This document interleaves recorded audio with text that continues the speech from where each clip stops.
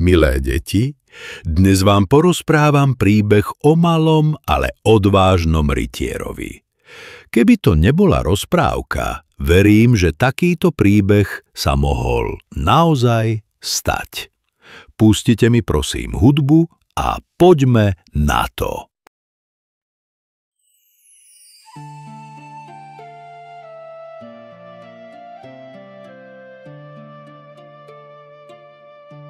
O statočnom malom rytierovi.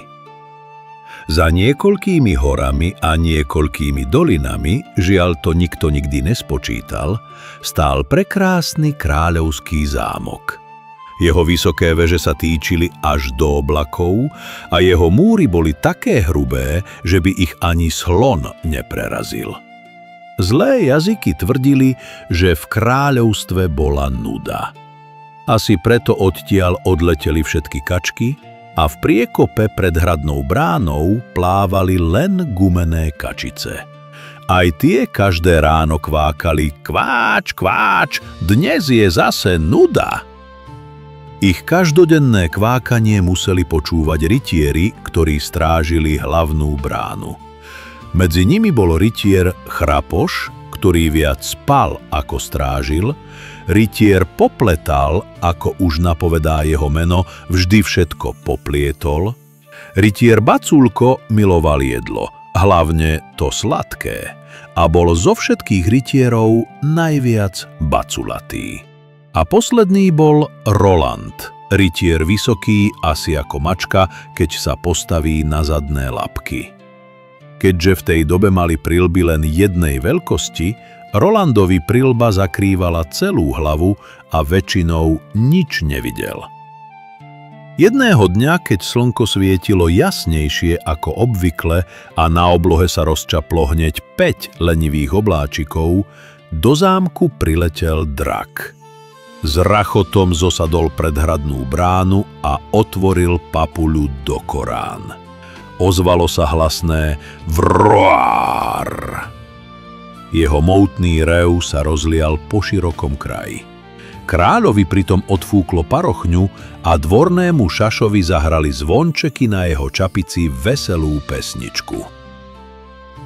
Všetci ľudia sa so strachom rozutekali. A nie len prostý ľud, ale aj rytieri, ktorí zámok strážili. Rytier Popletal skočil do suda s kyslou kapustou a rytier Baculko sa vopchal do komína. Pred bránou ostal len Roland. Asi preto, že mal prilbu na očiach a nič nevidel.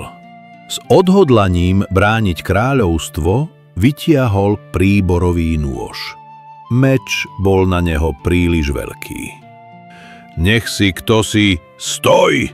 Zvolal najodvážnejším hlasom, aký len dokázal zo seba vydať. Keby ste tam vtedy, milé deti, boli, mali by ste pocit, že ste počuli škrekot vystrašenej sliepky. Drak s prekvapením nadvihol obrovské obočie a malému rytierovi sfúkol veľkú prilbu z hlavy. Drak!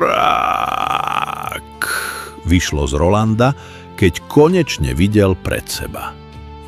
Ostal však stáť na mieste s príborovým nožom hrdinsky nasmerovaným proti drakovi. Nebojím sa ťa, ty prerastená jašterica, zvolal odvážne, aj keď sa mu trochu triasli kolená. Drak sa k nemu otočil a prekvapene žmurkol svojimi obrovskými očami. Neboj sa, potrebujem pomôcť. Mám trň v labe a neviem si ho vybrať, lebo moje pazúry sú moc hrubé. Ukázal labu, z ktorej trčal trň veľký ako doska v plote. Strašne to bolí, vzdychol drak. Hľadal som pomoc, ale všetci ma vyháňali alebo sa ma báli. Tak som prišiel sem, do kráľovského zámku s nádejou, že tu bude niekto odvážny a pomôže mi. Roland bez rečí pristúpil k dračej nohe, chytil trľň a ťahal. Drak si radšej zakryl oči svojimi obrovskými krídlami. A Roland ťahal a ťahal. Chvíľu pomaly a opatrne, potom zo všetkých síl trňom trhal. Ach, jaj, au,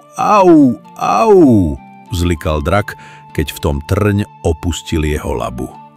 Júj, to je úľava. Zaradoval sa drak a od šťastia vyskočil tak vysoko, že hlavou urobil dieru do mraku. Ďakujem ti, maličký rytier. Si jediný, kto sa ma nezľakol. Budeme priatelia? Roland sa niekoľkokrát zhlboka nadýchol, aby prekonal prekvapenie.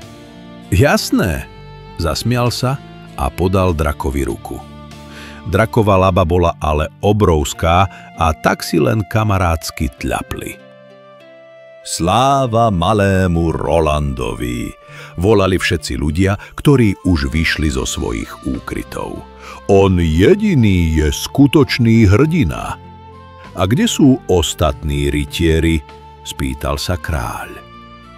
V tej chvíli dobehol rytier, popletal, ktorému z brnenia visela kapusta. Prosím, pomôžte, Baculko sa zasekol v komíne. Kto mohol, vyliezol na strechu a spoločne sa snažili tučného rytiera vytiahnuť. Keď ho nedokázali vytiahnuť, skúšali ho tlačiť nadol, ale Baculko sa nepohol ani o milimeter. S dovolením predieral sa ku komínu drak. Nadýchol sa z plných pľúc a fúkol do komína tak silno, až nešťastného rytiera vystrelilo cez krb von. Tam ho našli rozčapeného na stene ako žabu.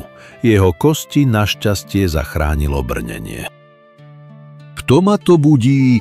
Kto ma to nenechá spať? Ozvalo sa z rohu miestnosti. Ľudia sa obzreli a začali sa smiať. Rytier Chrapoš prespal celé dobrodružstvo s drakom. A zatiaľ, čo zbabelých rytierov ľudia vysmiali, malý rytier Roland sa stal najslávnejším rytierom v celom kráľovstve. S drakom sa spriatelil a často spolu lietali nad zámkom, zatiaľ čo ostatní rytieri sa červenali od hanby za každým, keď niekto spomenul súd s kapustou, komín alebo spánok. Teraz už, deti, viete, že netreba byť vždy veľký, aby sme dokázali spraviť veľké veci. Napríklad vytrhnúť trň drakovi z laby. Kváč, kváč, už tu nie je nuda vôbec. Zarapotali umelé kačice a rozprávky je koniec.